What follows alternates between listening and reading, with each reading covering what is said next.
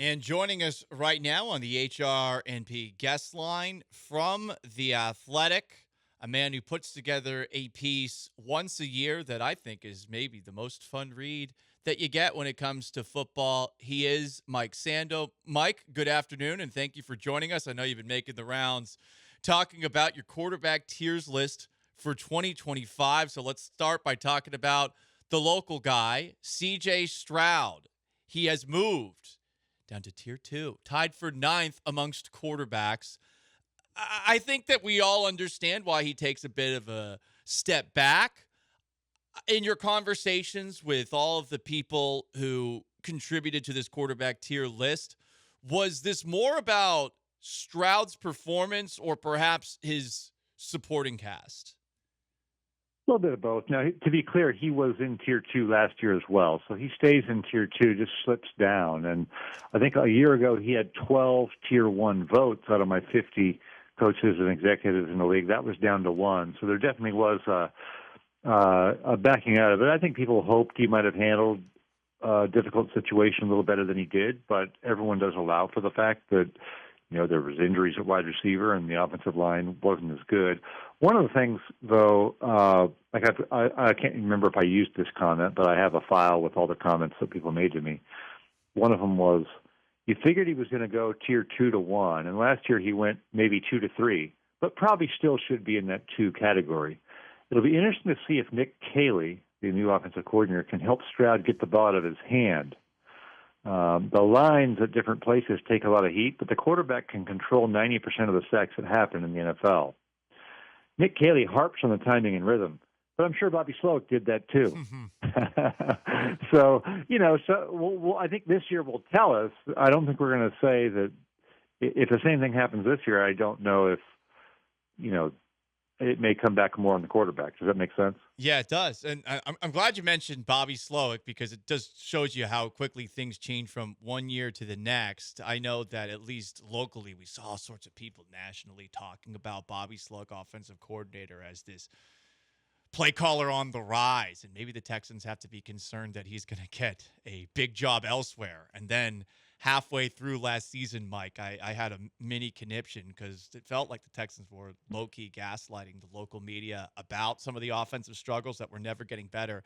And at one point, I think Bobby Sloak said in his press conference, football is football. And I don't know why that triggered me the way that it did, but it really did. So Nick Caley comes in, and Nick Caley worked with a quarterback that was in the top tier this year of your quarterback tier list. Matt Stafford gets up to number 5. This is a really interesting one. First off, the Texans are playing the Rams week 1, but also I'm curious to know if he'll be ready to go for the start of this season. It's been really weird reading everything going on with him.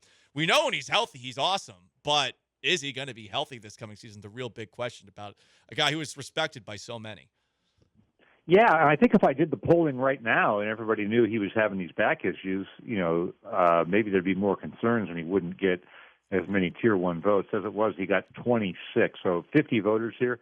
To get into Tier 1, you're going to need, at least 25 votes in tier, in that top tier. Right. So he barely makes it in. And he's been a high 2. I don't think opinions on him have changed a lot. My panel changes every year, so it's possible I just got a few more Stafford believers this year, and it nudged him over the line. But you're right. The concern is not just if he's going to be ready for week 1, but is he going to be ready for week 2, 3, 4, 5, 6, and all of them all the way through? Because the football, the season's a grind, and we've seen him get beat up as it is. So I think it is concerning he's missed this much time. Mike Sando of The Athletic with us. It's the Paul Gallant Show, ESPN 97.5 and 92.5, talking about his quarterback tiers list, which is a must-read every single year. Quarterbacks tiered based off of the opinions of so many in the know in the National Football League. We did have a clear top 4.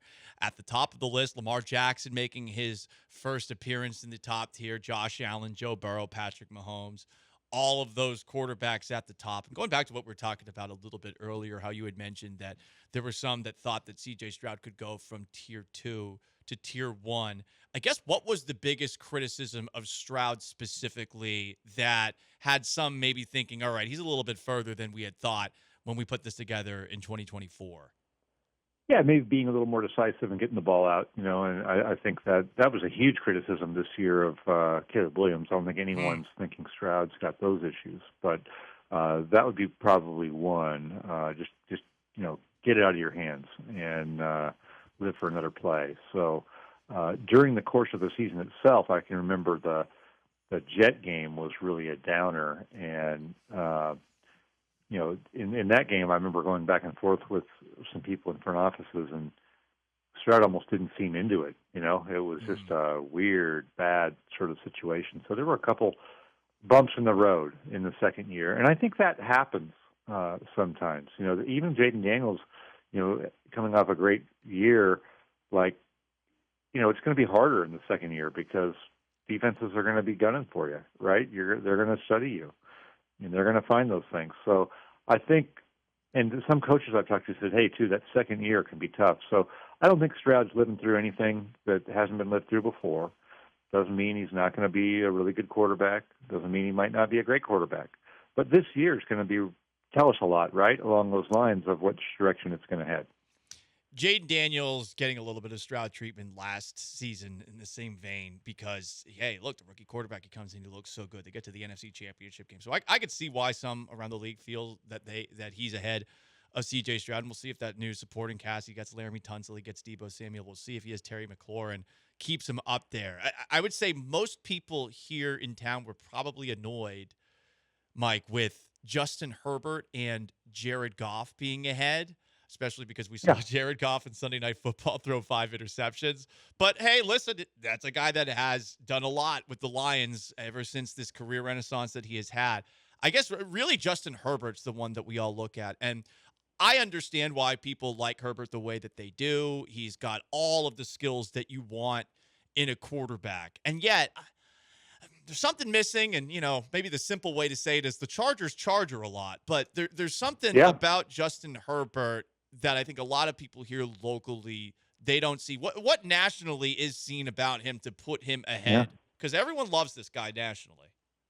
Yeah, so in 2021, when I did this quarterback tiers, he was on the verge of Tier 1, but he's gotten fewer Tier 1 votes every year. So I think people are feeling what you're feeling. It's just taking sort of an incremental stop backward. I think for a while there, he was probably doing what he needed to do, and they were so bad on defense. Their defense special teams part of it that he can't control made it so that the team had a hard time. He had a hard time overcoming that. They were still competitive, but that was pretty extreme. Last year, it was better. They played some weaker opposing offenses. They had a high-ranked defense, and still, at the end, something missing. I think people feel that, but think he's still really good and the talent's really good.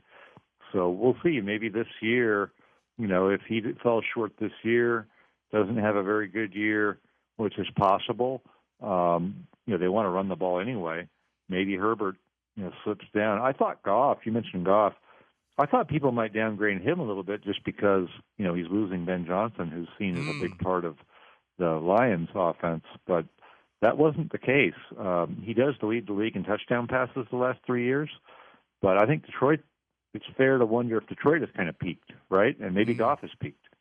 We will see this coming season when it comes to Jared Goff. Mike Sando of The Athletic talking about his NFL quarterback tiers list. It's a must-read every single year. Were you most surprised by Jalen Hurts and where he ranked in the second tier, especially coming off of that Super Bowl?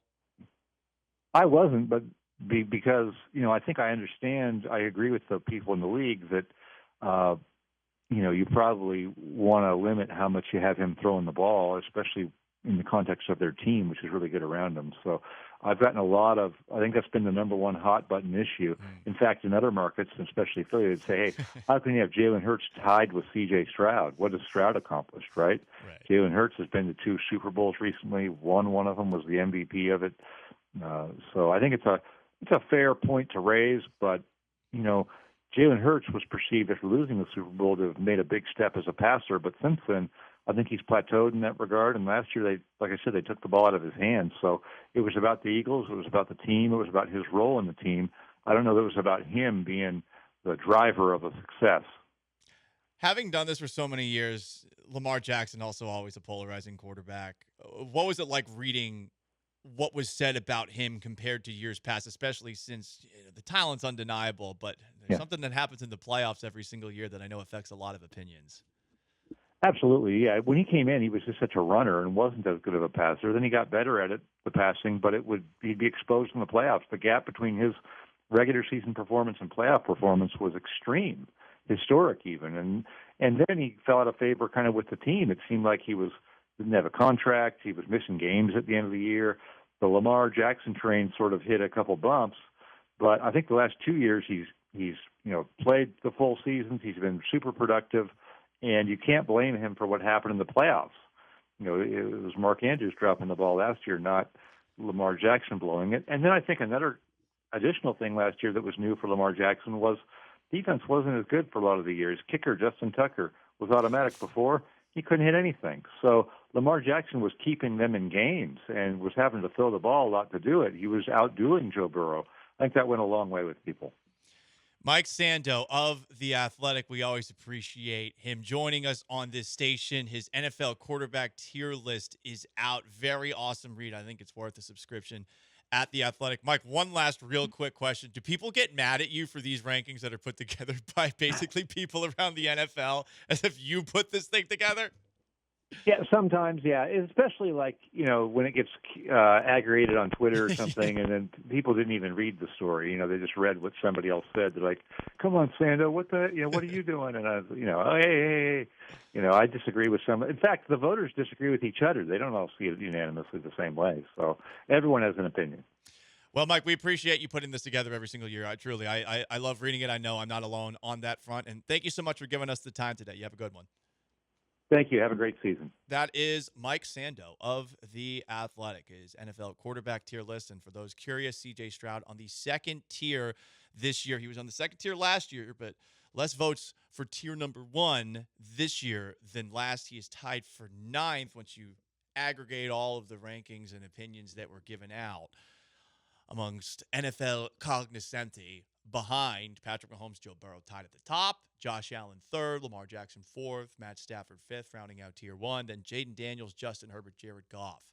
Also ahead of C.J. Stroud, who you heard from Mike, is tied with Jalen Hurts.